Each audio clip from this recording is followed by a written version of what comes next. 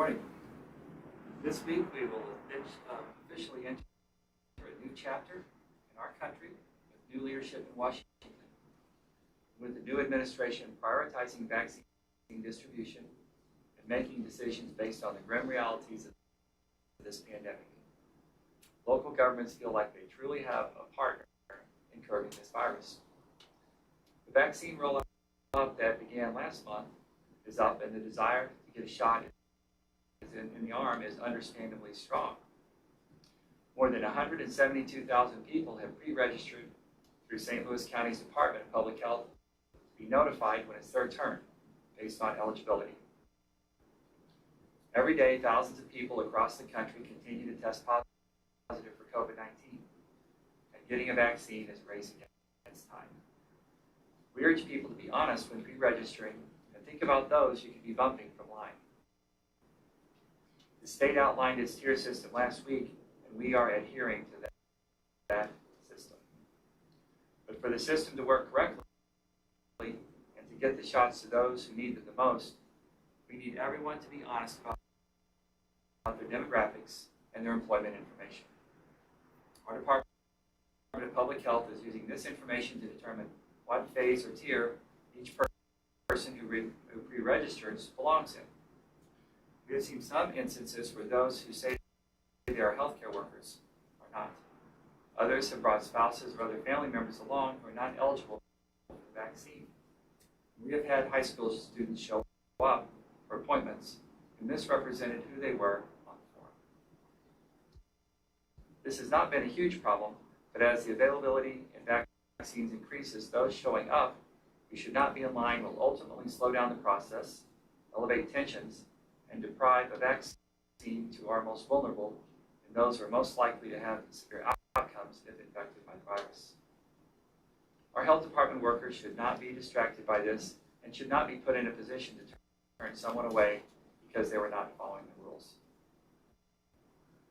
On this federal housing and healthcare, as vaccine distribution moves from healthcare workers in nursing homes to a greater population, we are committed to getting this life-saving shot to those who have historically been underserved and disproportionately impacted by this pandemic. And we need everyone in this honor system to be honorable. We will get to everyone, but we urge patience.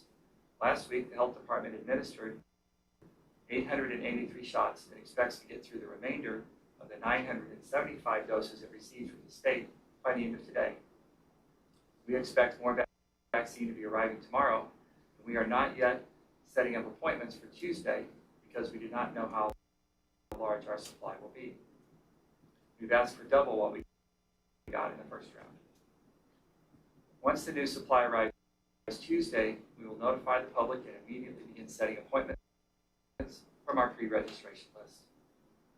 For months, the health department has been working with hospital systems and the state to prepare for mass vaccine distribution when the supply chain increases. Our planning started with a world of potential. If we had unlimited supply of vaccine and unlimited resources to administer it, what would that look like?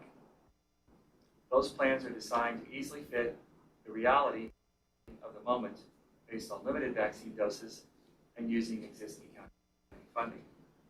When we receive federal funds through the state and more vaccine doses, we are positioned to expand our efforts.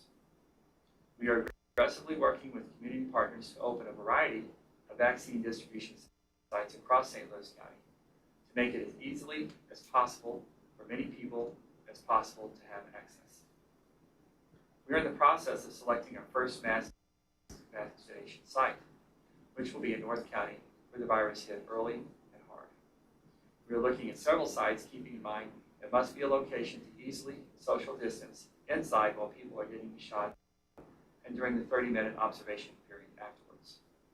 With the Pfizer vaccine, we must make sure we have a spot where all the vials can be kept at a very specific temperature. And the site must be one that is secure.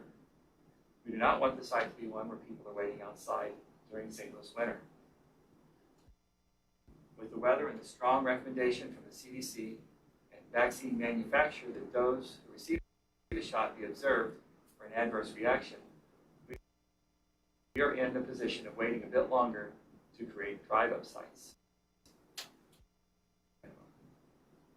We are doing all that we can to be ready when the vaccine supply expands so that we can get as many people protected from this virus as soon as possible.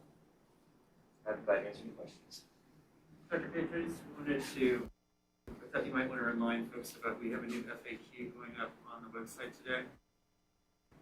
All right, so there's a lot of questions in our community, understandably, about all the details of the vaccine distribution and the vaccine planning, of how to get a vaccine, how to get in line. Those frequently asked questions, those FAQs, are posted on our website. Were posted this morning. For anyone who wants more details, they can go to stlcorona.com and look at those FAQs.